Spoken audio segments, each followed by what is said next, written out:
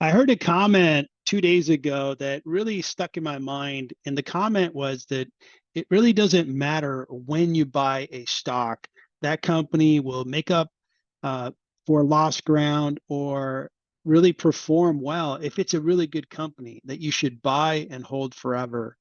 And it just is not aligned with my strategy in investing.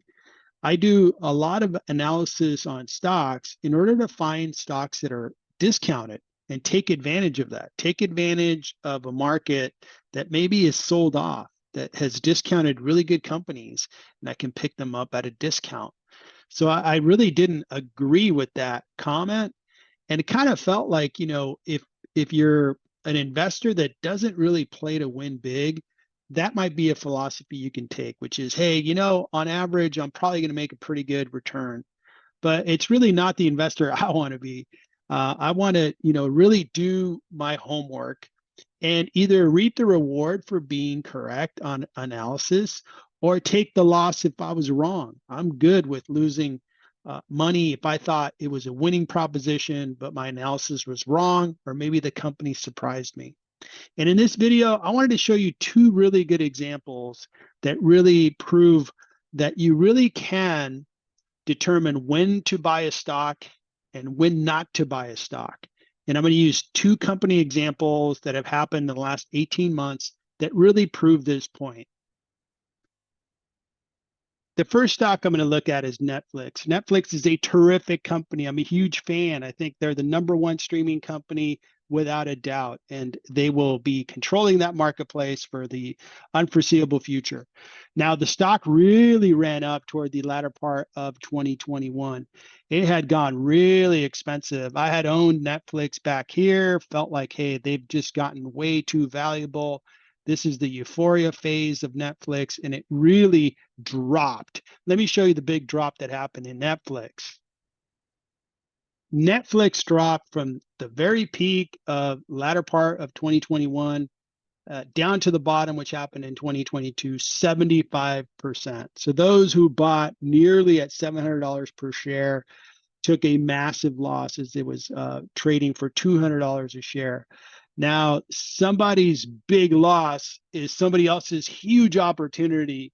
And I ended up buying Netflix in this zone right here and made a killing. I made 80% return on my investment in a very short period of time because it was just so depressed. And for me, it starts with really believing in a company. And I truly believe Netflix is going to be around for the foreseeable future. But certain great companies get overvalued from time to time. And the opposite happens when everybody goes from euphoria to complete fear. They discount this stock way too much. So really looking for an opportunity like this, that's my game. I want to look for opportunities like these and seize the opportunity.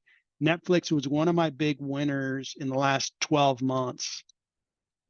Part of my process is to value a company and know what do I think the company is valued at. And right now, I think that Netflix is worth $401 per share. So that gives me a frame of reference of when the price has just gotten too high and know when it's just been discounted too much and it's a great buying opportunity.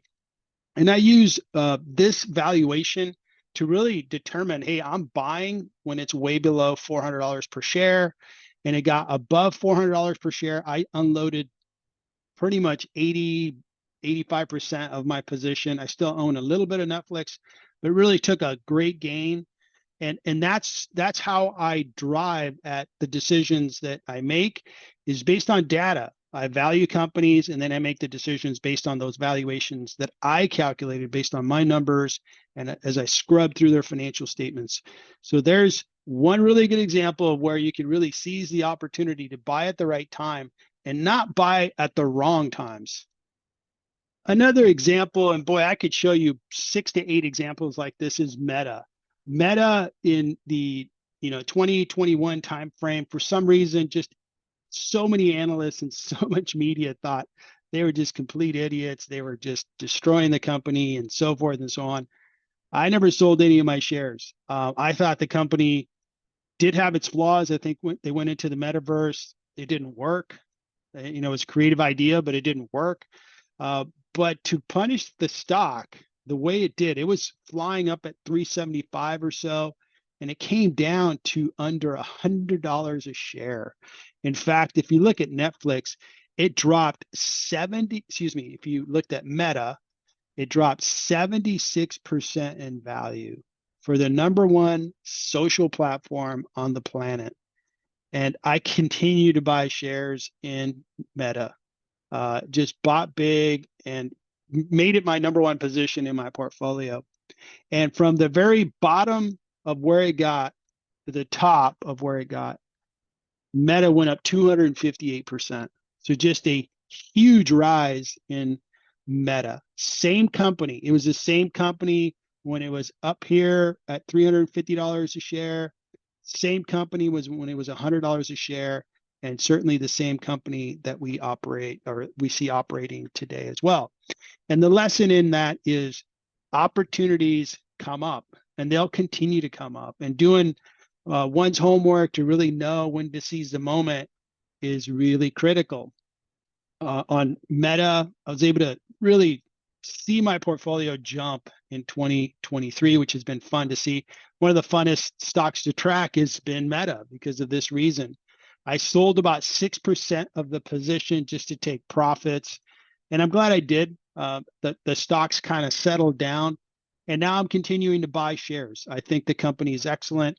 In fact, I think the value of Meta is around $399 per share.